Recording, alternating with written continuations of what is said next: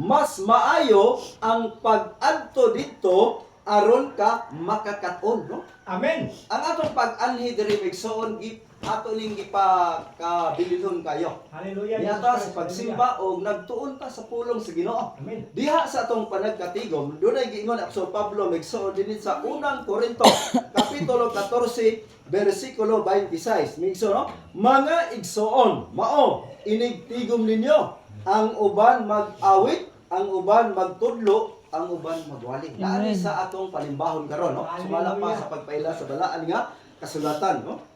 Sa so, di ata sa pagtuon sa pulong sa Dios. Kitang tanan na kinahanglan kag pulong sa Dios, no? Amen. Ang pulong sa Ginoo dunay gingon ni Mr. David, ang imong pulong mao'y suga nga nagtultol kanako og kahayag sa Hallelujah. akong agianan. Kita dili man ta mga perpekto, no? Nagkinahanglan kita giya igsoon. Amen. Nagkinahanglan ta sa pulong sa Dios aron ang pulong sa Ginoo mao ni mo sangkap sa matag usa kanato sumala pa sa Biblia. Doon ako'y basahon gani sa unang Korinto, kapitulo 15, versikulo 58. Kini nga sa Biblia, kini nga bersikulo bisan kung kanunay nato ning madungog, no?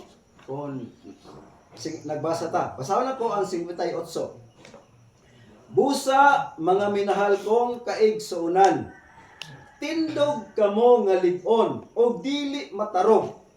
Pagpugi kamo kanunay sa inyong pag-alagad sa Ginoo, kay nasayod kamo nga ang inyong pag-alagad dili gayud makawang. Amen. Kampo tanang, mahana mo nga Dios. Nini nga kabuntagon, amo kang pasalunggan o Dios o pasalamatan. Salamat o Dios sa among panagkatigom na aka sa matag usa.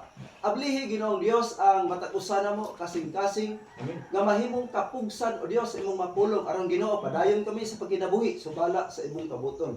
Dihugi ako Dios nga imong alagad nga dili ako makasulti ginamit ang akong kaugalingong pulong kun dili nagagikan gayud kanimo. Amen. Dalaygon ka sa katapusan. Salamat sa imong pagkamayo sa ngalan ni Ginoong Hesus. Amen. No?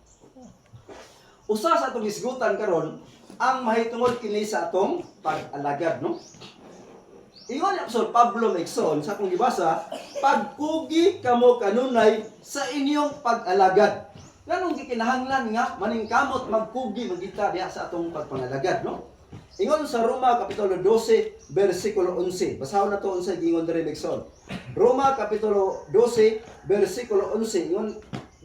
Ingon sa Biblia, ayaw kamo pagtapol. Hinunoa pagmadasigon kamo diha sa espiritu og alagari ang Ginoo. Usa ni ka pagpahayag ni Apostol Pablo sa matag usa nato nga kikinahanglan kuno nga magkugi gud ta, no? Sa pagpangalagad sa Ginoo dili kuno ta magtinapulan sumala pa sa balaan nga kasulatan, no? Ang pagpangalagad sa Ginoo nagsuon nangalagad tag usa ka Dios nga buhi, dili patay at buhi nga Dios nga atong gilagaran, no? Matod pa ni Apostol Mateo sa 16, no? Ingon siya dire, Megson. Mitubag si Simon Pedro, ikaw mao ang Mesiyas, ang anak sa Dios nga buhi, no? Sa ato ang atong gilagaran karon usa ka Dios nga buhi, sumala pa sa balaan nga kasulatan, no?